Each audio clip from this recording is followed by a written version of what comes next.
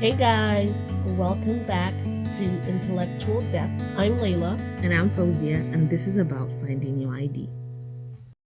Hey guys, good morning. How are you guys doing? I hope all of you guys are well and pushing through this week we have ahead of us. Yeah, guys, we hope all of you are doing great and stay taking care of yourself. Today we're talking about this touchy tangy subject of toxic relationships and how to deal with them, Yeah. how to remove yourself from them, and just live your life to the fullest without any toxicity or Adding problems to your yeah, life. or anyone bringing problems to your life. So what is a toxic relationship? Well, for me, I feel like a toxic relationship is any relationship that brings you toxicity or brings you a sense of pain or agony or anything that brings along discomfort or Yeah. doesn't allow you to become your fullest self and unleashing your fullest potential to be who you are, the best you can be at whatever you're doing. Yeah. Yeah, I think And what do you think it is? I think it's like how you said it, but I also feel like toxic relationship, it's a relationship you're involved in when the person feels you should be less than who you are Mm-hmm. in terms of your value, your personality traits, and just what you love as an individual. So Yeah. it's just a very scary relationship to be involved in. Mm-hmm. And in the beginning it's always not toxic. It starts off with the just a normal relationship. Then it becomes toxic when the person realizes this person is capable of doing so many stuffs in Mm-hmm. terms of, your priorities, what your dreams, your goals in life, what is it you're willing to accept. They feel, okay, if I do not control this person, they will be uncontrollable. So I have to put an end to it, and I just have to limit their standards, Mm-hmm. limit their dreams, limit their values just to make me feel better. Yeah, it's like silencing the fire before it's too big to control, or Yeah. just a mindset that is just horribly narrow and unbelievably disgusting. I feel that Mm-hmm. with each toxic relationship, there are those that are not conscious, or there are those that are just like Not aware. they are aware, but it's hard for them to leave because of the situation they're in. Mm-hmm. They don't have a better way out. They have to be in this relationship Mm-hmm. to just maybe because of their kids or maybe because of their finances, Yeah. and they have to just limit themselves They there. just have And to stay there without an option. yeah, without an option, they feel that's their best option. They don't feel they have a better option. And Mm-hmm. with the toxicity that goes on to the relationship, that goes on in the relationship, it affects them not only mentally but physiologically. They get heart problems, It hypertension goes messes in. up with their mind. Yeah, and then they get sick because this relationship is putting so much weight onto your heart and affecting you in various ways. You're mentally abused, Yeah. physiologically abused, Yeah. you are psychologically deranged and Yeah. drained from all the toxicity that goes on. And then you're also trying to support your family and show the kids you're doing fine and Yeah. show the world you're in a perfect, happy relationship. Wow. You're maintaining this act that is unrealistic and feeling that, okay, I could just keep it going as long as Yeah, people don't notice. yeah, it's very scary how Yeah. people tend to hide this kind of stuff. And one thing about toxic relationship, when you are with a toxic person, Hmm. they try to isolate you from everyone you love, like your family.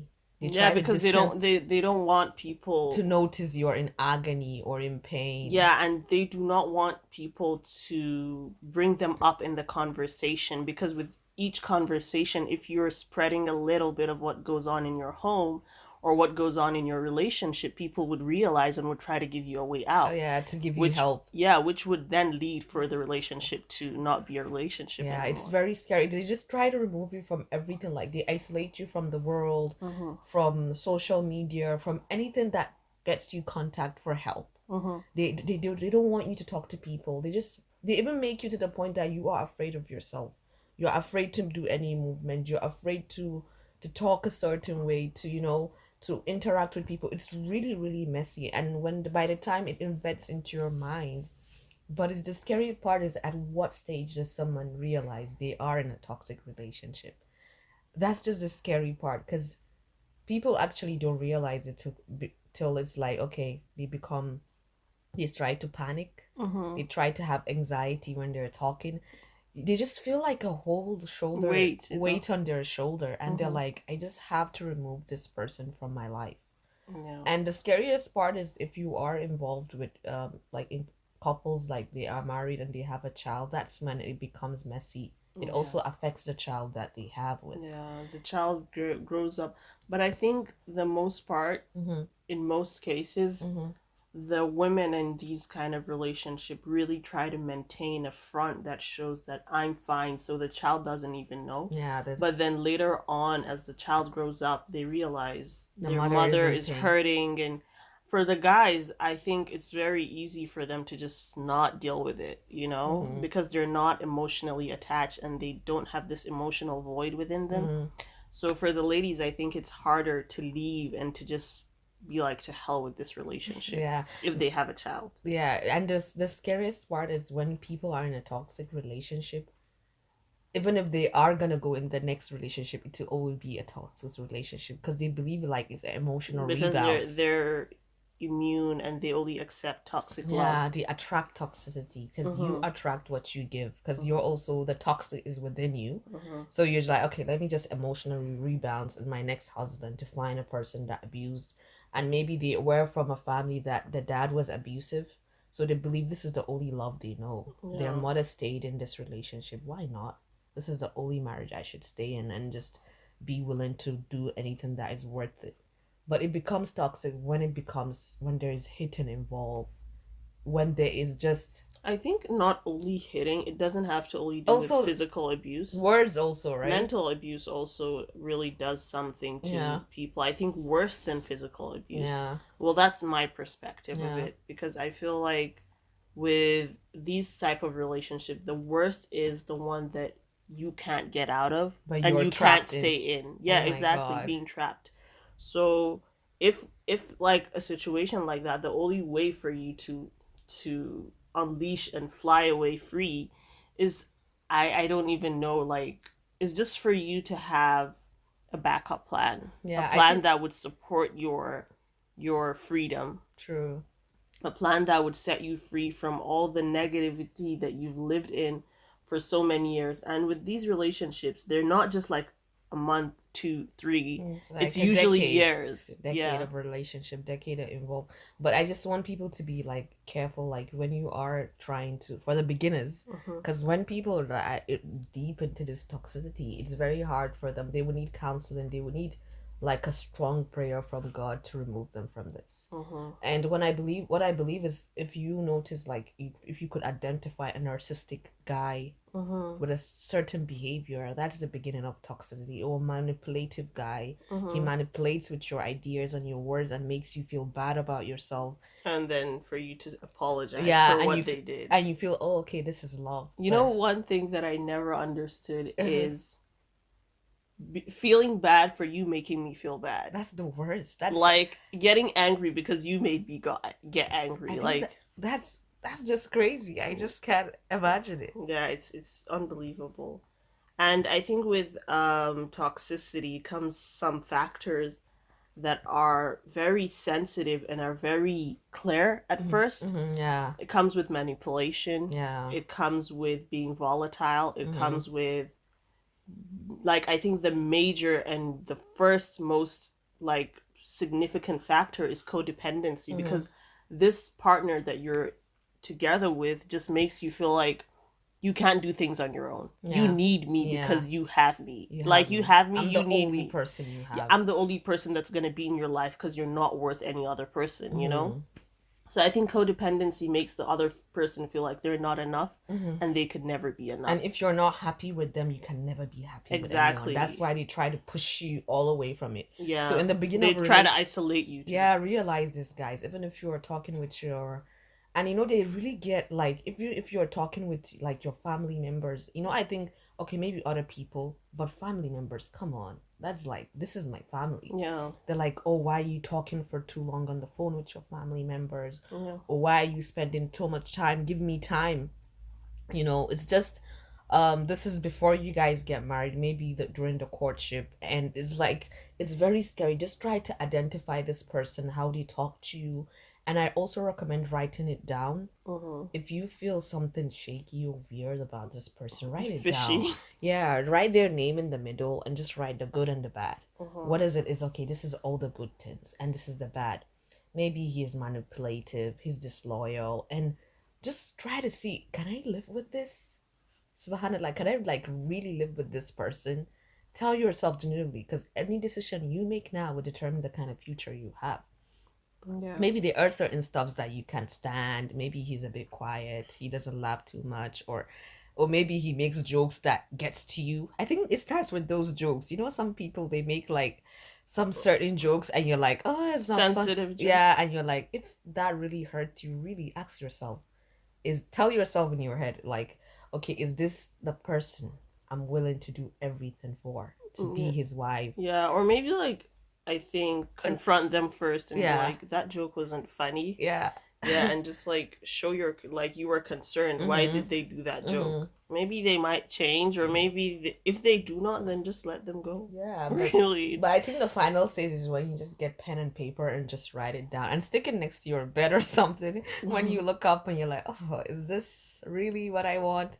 And if just keep ticking the list. What is it that you're willing and what is it that you're not? And just notice toxicity when it comes. Don't be blind by love. no. Because sometimes you just have to remove this. He makes me happy. He sends me he makes jokes, guys. Really, because there are times it's just gonna be you and him, and you just have to sit and tell yourself, is this really what I want? Mm-hmm. You don't want to get involved in marriage and then have a broken family or broken home just because of decisions you made based on love, and decisions you made just based on happiness, and that there is toxicity part of More it. like shaded form of Yeah. happiness. It's like, okay, there is toxicity full cake, Mhm. and then you have a sprinkle of happiness and a candle of love. So basically just ask yourself and just always pray. Oh my God, prayer to God. Mhm. Don't only pray, oh God, make him my husband. Pray for him. Pray to God that if this guy is good for me, for my deen, and for my future, let it be. If not, God, please send him far away from me, like east and west. Yeah. Just keep praying, and I just want everyone to know it's real, it does exist, and just be careful and how to avoid toxicity. So what more advices could you give to people that are in toxic relationship? Do you have any more to say? I think you realize that you're in toxic relationship. You first have to, well, you already know that you're in a toxic relationship. Then just try to find ways to leave, and just don't like all of a sudden get up and I'm leaving today. But it does get to that point.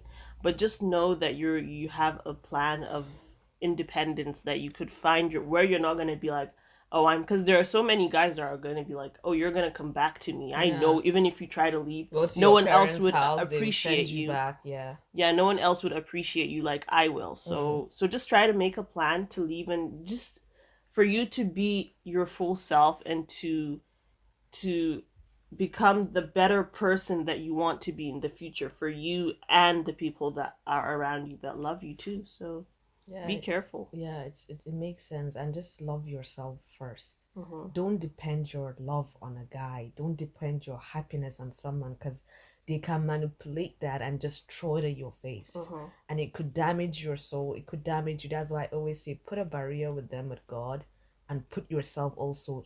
I matter. Myself, my mental state matters. No. My love matter. My self-worth matter. That's why I always say, prepare yourself for this kind of stuff, because it can really damage an individual being in a toxic relationship. You just have to learn to detach yourself. Day by day. You have to remind yourself, I matter, my health matter, and just remove. Just keep, protecting yourself and your soul in prayer. Yeah, and it's okay to grow and learn from those situations. It's the past. If it has happened, and it's a lesson that God gave you, and he gives his strongest warriors. So you just have to keep moving forward and look for happiness in ways that provides the fire to your soul, and fuel to your existence. So that's a beautiful reminder to tell everyone. I mean, you nailed it. So I like how you said it. It's just amazing, and it's just, Layla has said it. I'm speechless, guys, but really, No, I haven't. We said it together. Yeah, this part. I love this part. What's your personal note? My personal note, I just want people that are in toxic relationship to pray, be Yeah. strong, and remove yourself from that situation.